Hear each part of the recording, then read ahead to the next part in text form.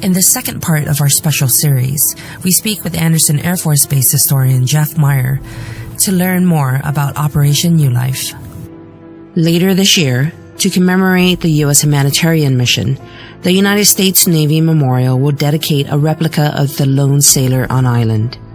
The statue, one of less than 20 in the nation and only the second outside the continental U.S., is a tribute to those in sea services.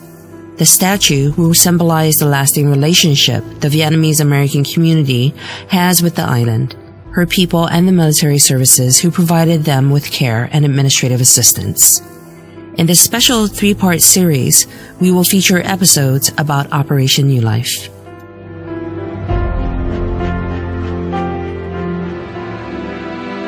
When the story of this war comes to the nation won its freedom after 132 years.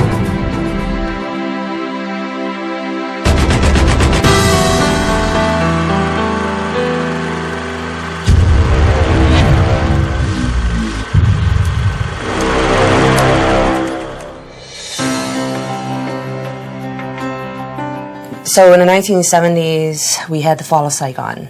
Yes. And thousands of refugees were brought through Guam. Right. Can you talk to me a little bit about the role that the military had? Well, when it first happened, all the refugees were actually supposed to go to the Philippines. But President Marcos didn't want them there. They already had it all set up at Clark Air Base. But then they said, suddenly, Guam went on kind of a short notice, like all the refugees are coming here.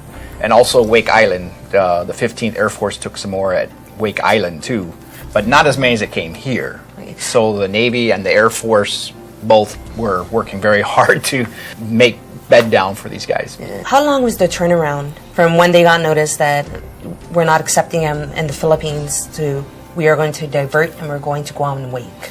According to the After Action Report and some of the Stars and Stripes newspapers from that time, I think they only had 4 or 5 days notice. Do you know how many refugees we had, at least the first wave?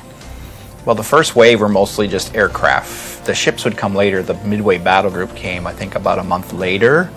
But the first initial wave on 23 April 1975, it was a 747 that came in here loaded to the brim with refugees, yes. So I know that thousands of refugees were processed through here. Do you know exactly how many, and why was Guam chosen as the area to process them? Over 112,000 arrived either on commercial airlines or military cargo planes or U.S. Navy and some actually civilian cargo ships. Over 109,000 of them were processed right here at Andersen Air Force Base to go out.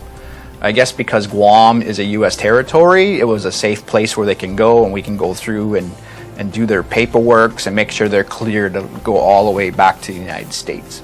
Naval Base Guam had a huge tent city built on Arodi Point on the airfield there. I think they could hold up to 50,000 refugees there. I think they got up to a max of 35,000 at one time. The other big one was Assen Beach Park, where Assen Beach Park is. That used to be the U.S. Naval Hospital Guam's annex. Yes, and that's actually the War in the Pacific. Yes. What we know at the National Park. Right. And around that road, there was actually dorms or hospital dorms that were basically made out of wood and tin. The other large place was up here at Andersen in Tin City, and we had a couple of the tent cities up here also.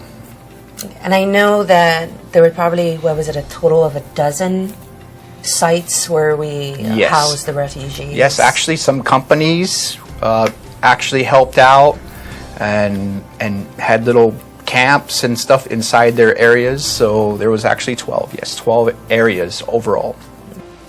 This is the location of Tin City, and this is where we built corrugated steel buildings for the maintainers during Arc Light and Linebacker 2 operations.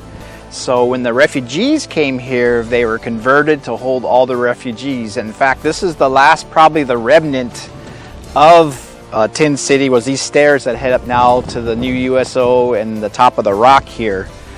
Besides that, there's also these bumps And you can see how large this field was. Like, I forget how many buildings were here, but they go all the way back to where the golf course is, almost all the way to where ArcLight Boulevard is here.